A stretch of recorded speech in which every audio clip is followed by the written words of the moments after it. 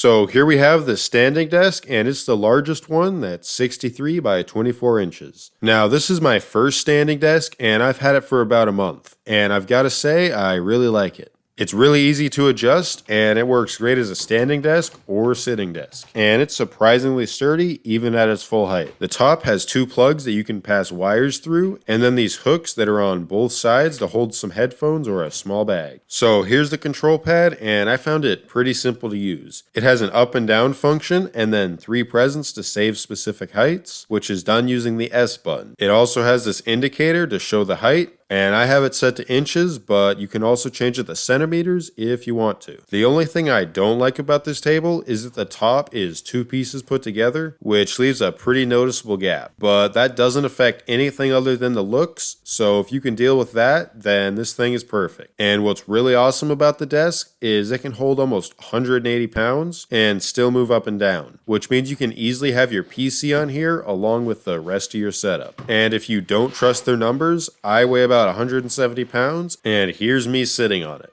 So if you're looking for a pretty good adjustable standing and sitting desk, then here you go.